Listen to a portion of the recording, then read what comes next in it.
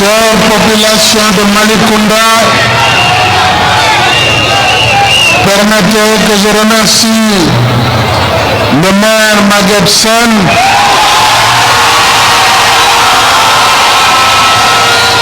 pour votre mobilisation exceptionnelle.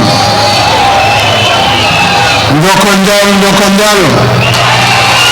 C'est avec plaisir et un sentiment de fierté que je reviens procéder à l'inauguration de la deuxième centrale de Malicounda d'une capacité de 120 MW extensible à 135 MW après celle réceptionnée en 2016 ici même à Malicounda. Je voudrais remercier vivement les populations de Malicounda et les populations du département de Mbour pour cet accueil chaleureux et pour cette remarquable mobilisation.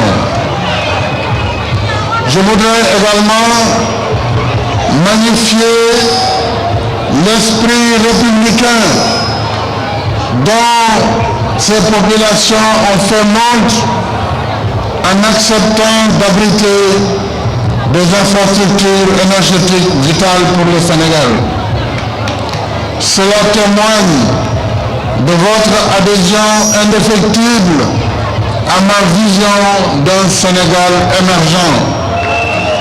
Un Sénégal émergent dont le secteur énergétique constitue un pilier fondamental.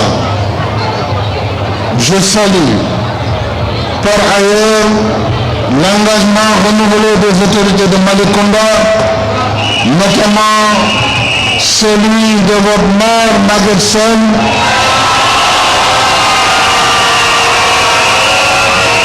l'engagement Maguette Sène est un modèle de maire qui fait la fierté de ses populations, mais également qui fait la fierté de l'État.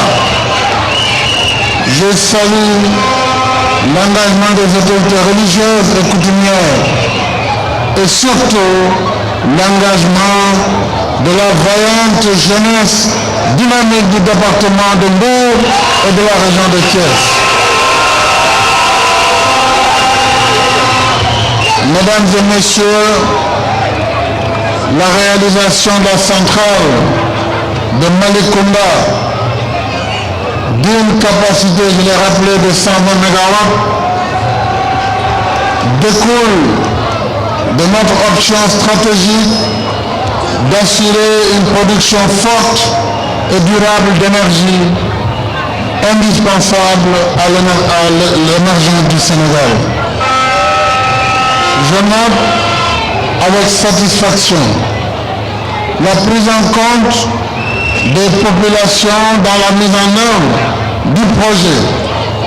Et monsieur le maire, vous l'avez rappelé, 523 personnes ont été employées sur le site durant la phase de construction.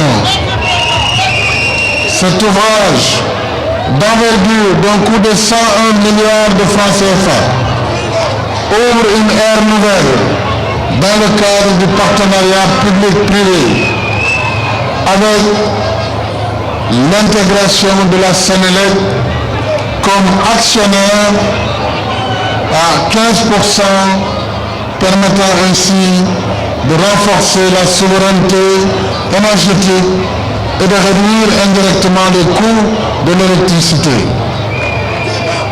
Je voudrais féliciter le directeur général de la Sénélec. Qu'en 2012, au moment où je venais à la tête du Sénégal, la puissance totale installée était d'environ 500 MW, dont seulement 8% qui provenaient de l'hydroélectricité. Aujourd'hui, au moment où je vous parle, la puissance installée totale a triplé pour atteindre près de 1700 MW avec un mix varié et équilibré et des perspectives encore plus prometteuses. Ces performances, fruit d'une politique hardie d'investissement fondée sur le partenariat public-privé, ont permis très rapidement de résorber le gap de puissance, mettant ainsi fin aux coupures intempestives d'électricité d'alors. Aujourd'hui, le Sénégal a amorcé un tournant décisif en termes d'indépendance énergétique assise autour de 3 piliers. Premier pilier, c'est le mix énergétique, qui est devenu un impératif compte tenu de notre dépendance aux énergies fossiles avec leur caractère volatile. Évidemment, nous allons commencer la production du pétrole à la fin de cette année.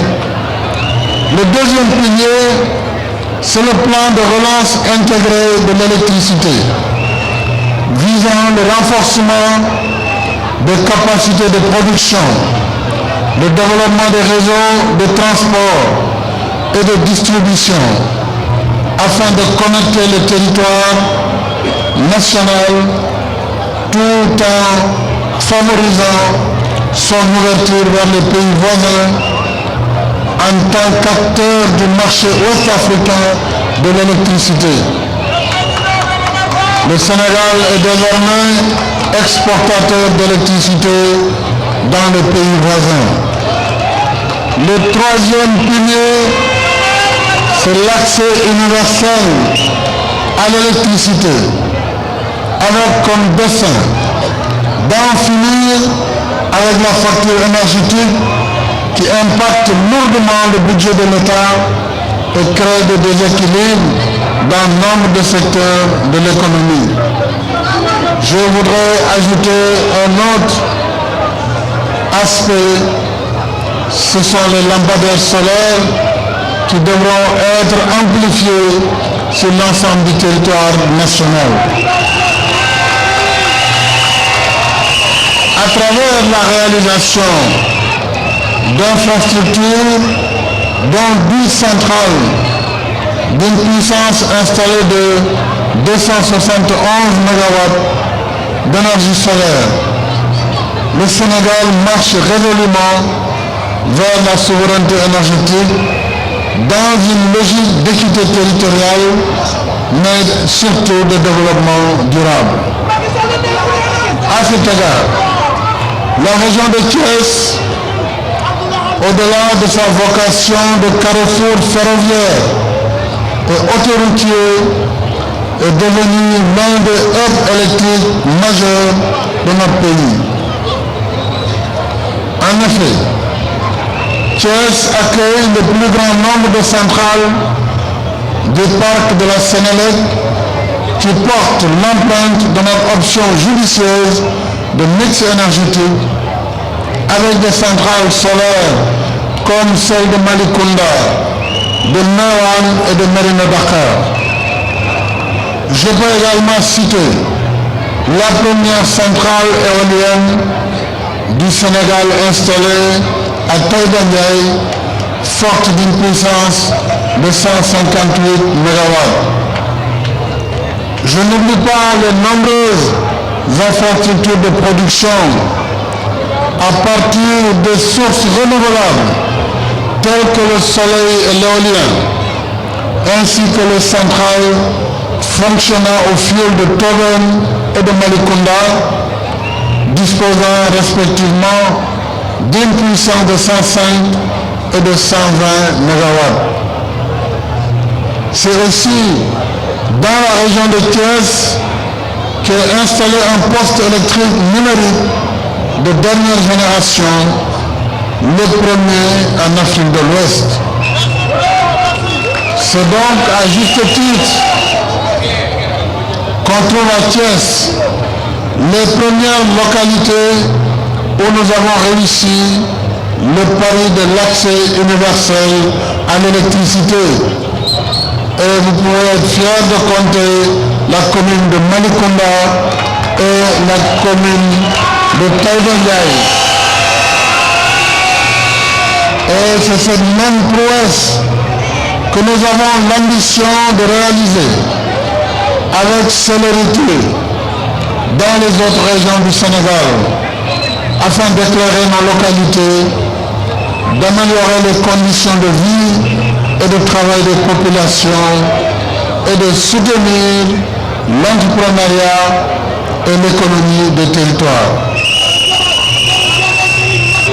Madame le ministre de l'Énergie, comme vous le savez, nous avons construit 1552 km d'autoroutes électriques pour un investissement de plus de 400 milliards de francs CFA, consacrant ainsi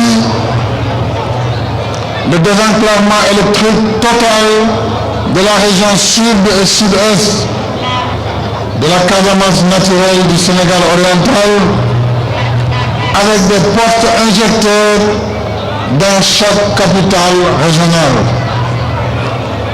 De plus, le maillage du territoire national par le réseau interconnecté vient d'être achevé, mettant fin à l'isolement de certaines parties du territoire et consacrant ainsi un sursaut qualitatif et quantitatif du secteur énergétique national.